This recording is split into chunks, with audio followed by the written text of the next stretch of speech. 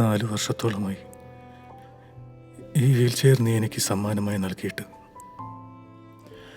ഒരിക്കൽ നീ എന്നെ തൊടുമെന്നും എനിക്ക് സൗഖ്യം കിട്ടുമെന്നുള്ള പ്രതീക്ഷയിലാണ് ഓരോ ദിവസവും ഞാൻ കഴിയുന്നത്. പക്ഷേ ഇപ്പോൾ എനിക്ക് ആ പ്രാർത്ഥനയില്ല. എനിക്ക് സൗഖ്യവും വേണ്ട.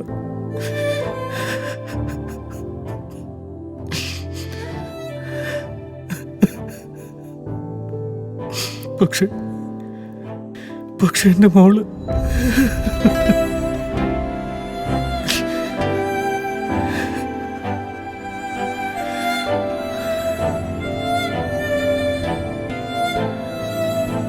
എൻ്റെ മോളെ എന്തിനാ കർത്താവേ?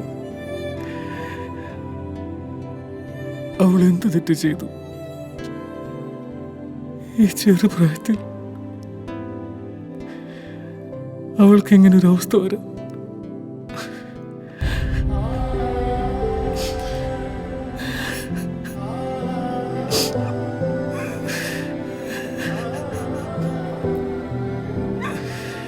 എന്നെ വിട്ടേക്ക്.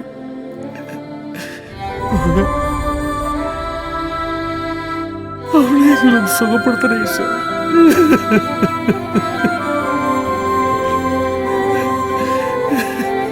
അവൾ കുഞ്ഞല്ലേ, താങ്ങാനാവുന്നില്ലല്ലോ ഈശോയെ.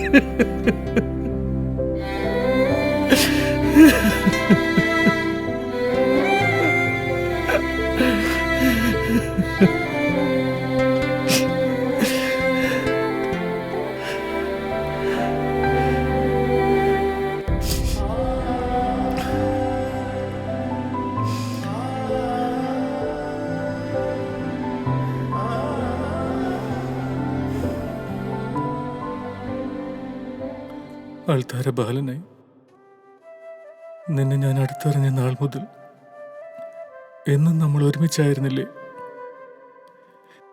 എപ്പോഴും നിന്റെ അടുത്തായിരിക്കാൻ ഞാൻ ഒരുപാട് ആഗ്രഹിച്ചിരുന്നു. അതിനായി ഞാൻ എപ്പോഴും പള്ളിയിൽ തന്നെ കാണുമായിരുന്നു. കൂട്ടുകാരോടൊപ്പം പള്ളിപ്പറമ്പിൽ കളിക്കാനും പുൽക്കൂടുണ്ടാക്കാനും ഡെക്കറേഷനും ആഘോഷങ്ങളും പെരുന്നാളും ഒക്കെയായി എൻ്റെ ബാല്യകാലം മുഴുവൻ നിന്നോടൊപ്പമായിരുന്നില്ലേ? നിന്റെ കൺവെട്ടത്തുണ്ടെന്നുള്ള തോന്നൽ എൻ്റെ മനസ്സിന് വലിയൊരു ധൈര്യമായിരുന്നു.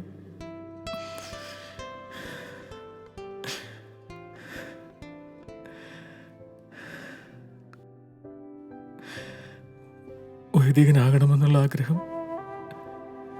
ഒറ്റപുത്രനായിരുന്നതുകൊണ്ട് തന്നെ എല്ലാവരും എന്നെ നിരുത്സാഹപ്പെടുത്തി. വയസ്സുകാലത്ത് മാതാപിതാക്കളെ നോക്കാൻ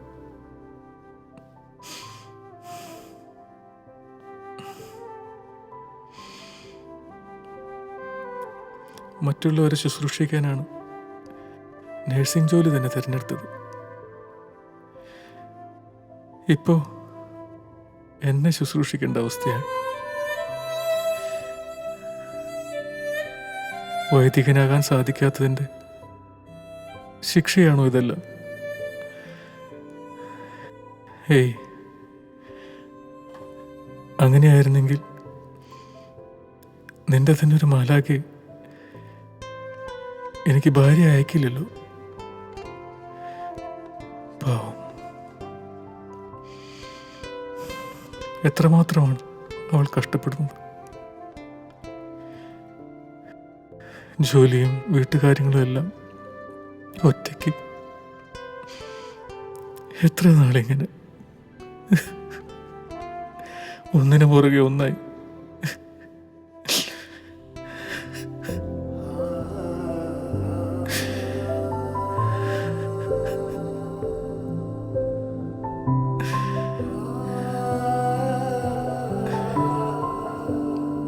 ഒറ്റടി വെച്ചെങ്കിലും നടക്കാൻ കഴിഞ്ഞിരുന്നെങ്കിൽ അവൾക്ക് അത്രയെങ്കിലും സഹായമാകില്ലായിരുന്നു.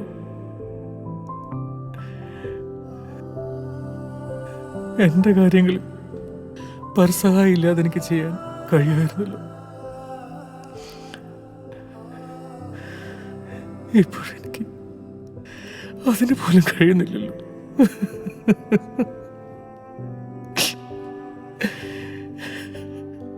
എനിക്കിനി പഴയ പോലെ നടക്കാൻ പറ്റില്ല ഈശോയെ.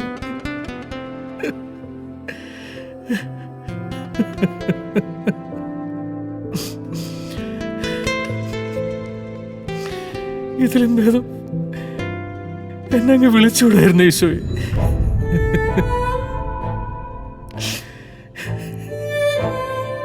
എന്ത് പരീക്ഷണമാണ് കർത്താവ്.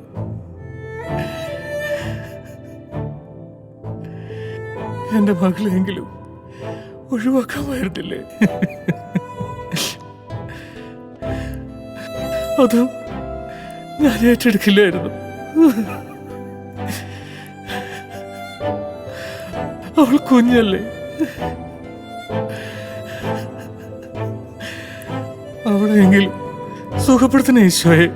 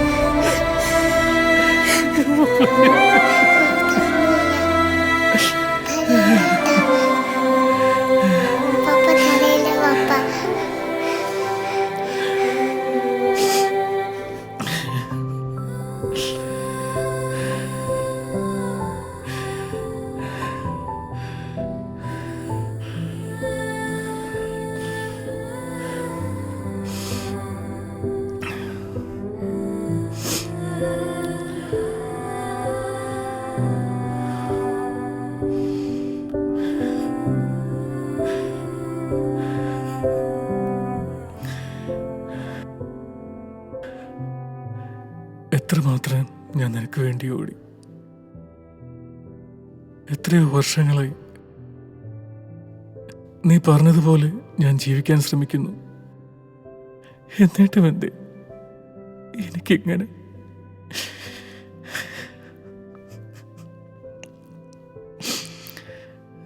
സത്യത്തിൽ നീ ഉണ്ടോ? അതോ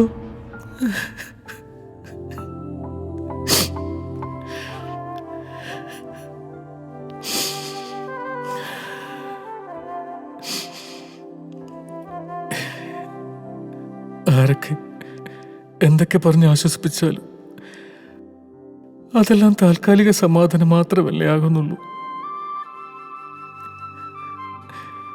അനുഭവിക്കുന്നതെല്ലാം ഞങ്ങളല്ലേ.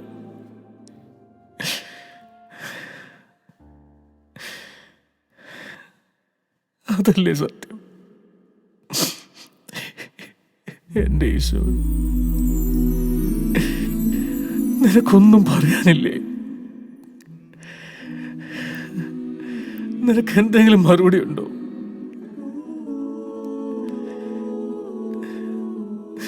നീ ഇതൊന്നും കാണുന്നില്ലേ?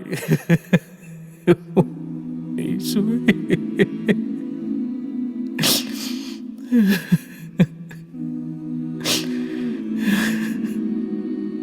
എന്റെ ഈശോയെ.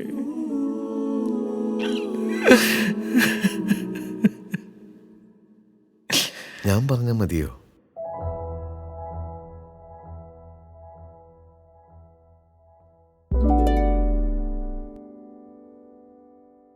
എടാ ബെന്നി, ഇത് ഞാനാടാ. എന്താണ് ഈശോയുമായിട്ടൊരു പരിഭവം പറച്ചില്?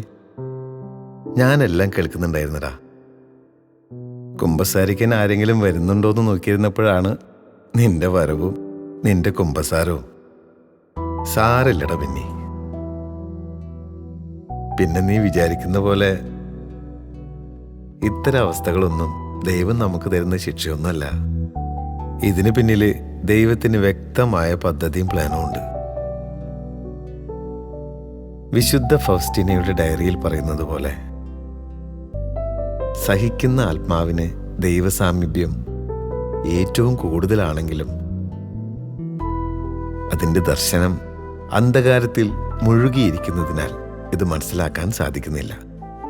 അപ്പോൾ ദൈവം ഉപേക്ഷിച്ചു എന്ന് മാത്രമല്ല, ദൈവകോപത്തിന് ഇരയായി തീർന്നു എന്നുകൂടി നമ്മൾ ചിന്തിക്കും.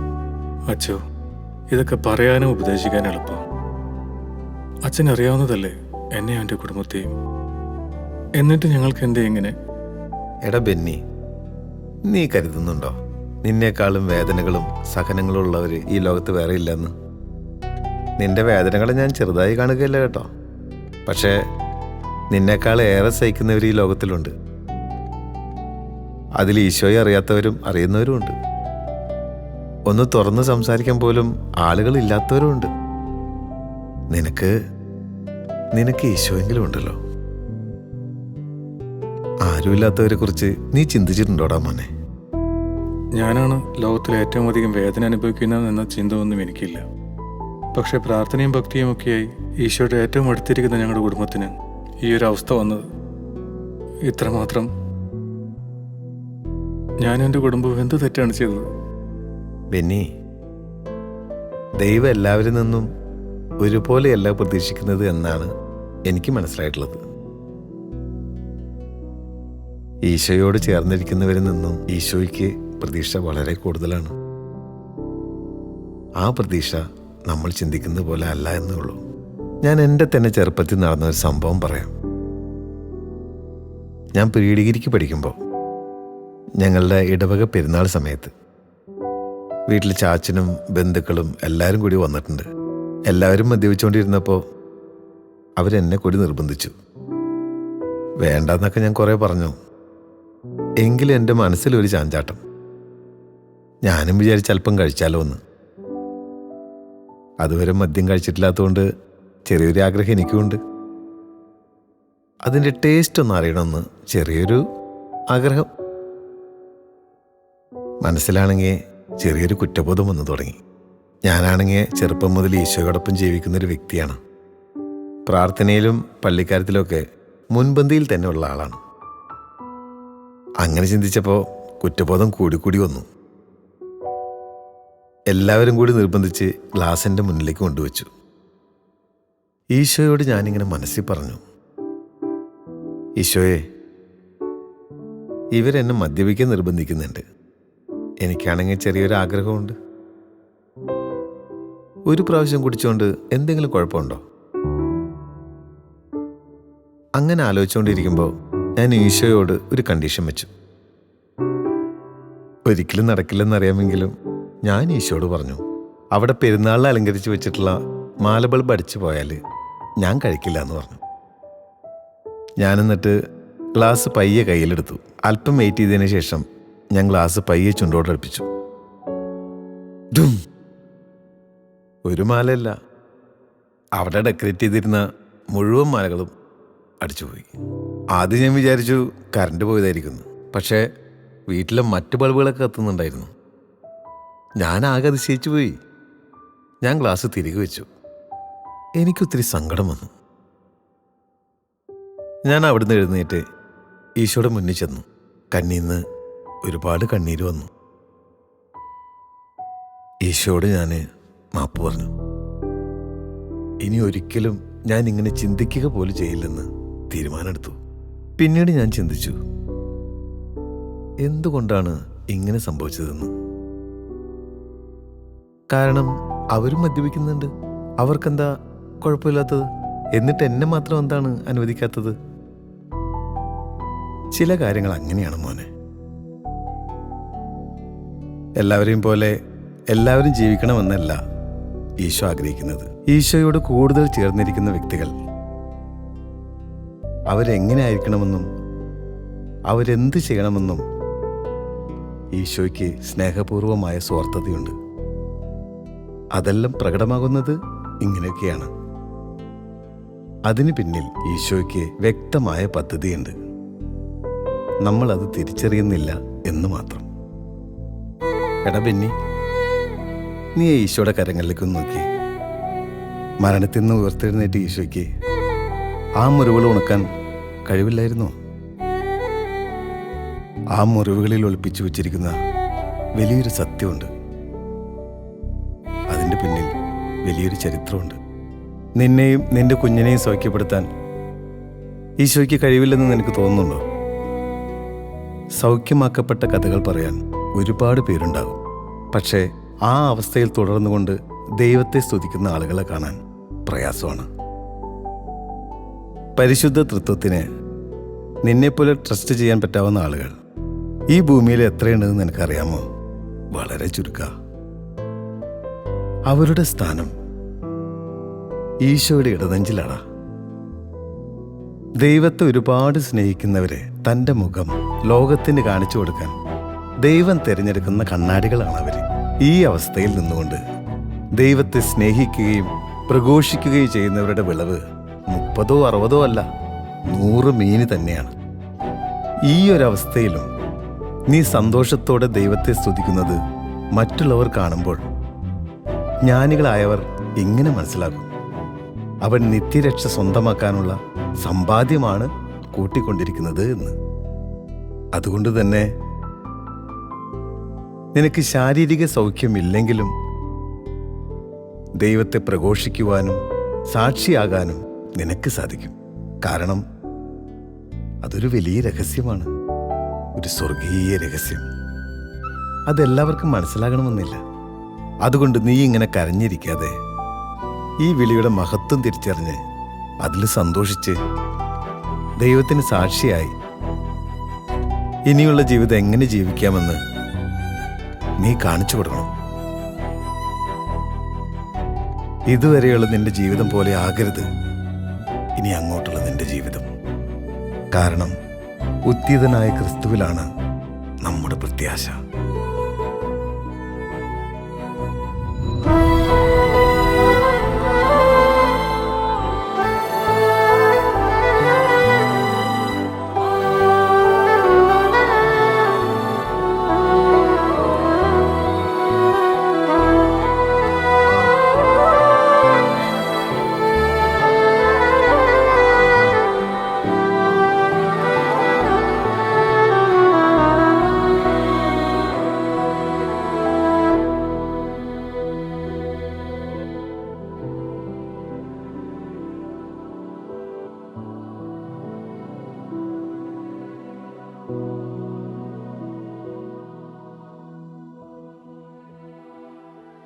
15-ാം സ്ഥലം. കർത്താവായ ഈശോ ഉയർത്തെഴുന്നേറ്റു. ഹല്ലേലൂയ, ഹല്ലേലൂയ, ഹല്ലേലൂയ. പ്രാർത്ഥന. ഒരു മനുഷ്യൻ മരിച്ചവരിൽ നിന്ന് ഉയർത്തെഴുന്നേൽക്കാൻ കഴിയുമെന്ന് ആളുകൾക്ക് വിശ്വസിക്കാൻ പ്രയാസമാണ്. എന്നാൽ കർത്താവേ, അങ്ങ് ഉയർത്തെഴുന്നേറ്റ് ജീവിച്ചിരിക്കുന്നു എന്ന് ഞങ്ങൾ വിശ്വസിക്കുന്നില്ലെങ്കിൽ ഞങ്ങൾ മരിച്ചവരാണ്. പുനരുത്ഥാനം നമ്മുടെ ക്രിസ്തീയ വിശ്വാസത്തിൻ്റെ ഒരു അനുബന്ധമല്ല, അത് നമ്മുടെ ക്രിസ്തീയ വിശ്വാസമാണ്. നീ ഉയർത്തെഴുന്നേറ്റ് മഹത്വത്തിൽ വാഴുന്ന കർത്താവാണെന്ന് ഞങ്ങൾ വിശ്വസിക്കുന്നു. അങ്ങയുടെ സഭയിലും ലോകത്തും ഞങ്ങൾക്കിടയിലും അങ്ങയുടെ സാന്നിധ്യം ഞങ്ങൾ അംഗീകരിക്കുന്നു. അങ്ങയുടെ വാക്ക് ശ്രവിക്കുകയും അത് ഉൾക്കൊള്ളുകയും ചെയ്യുമ്പോൾ ഞങ്ങളുടെ ഹൃദയം ജ്വലിക്കട്ടെ. കൂദാശകളിലും പ്രത്യേകിച്ച് അപ്പം മുറിക്കുമ്പോഴും ഞങ്ങൾ അങ്ങയെ തിരിച്ചറിയട്ടെ. ഈ സദ്വാർത്ത നമുക്കെല്ലാവരുമായി പങ്കിടാം. ഹല്ലേലൂയ, ഹല്ലേലൂയ, ഹല്ലേലൂയ. കർത്താവ് ഉയർത്തെഴുന്നേറ്റു. അവൻ തീർച്ചയായും ഉയർത്തെഴുന്നേറ്റു. ക്രൂശിക്കപ്പെട്ട ഉയർത്തെഴുന്നേറ്റ കർത്താവായ യേശുക്രിസ്തുവേ, അങ്ങേ വിശ്വസ്തയോടെ അനുഗമിക്കുവാൻ ഞങ്ങളെ സഹായിക്കണമേ. പിതാവിനും പുത്രനും പരിശുദ്ധാത്മാവിനും സ്തുതി, അതിലെ പോലെ എപ്പോഴും നീക്കുവാമേ.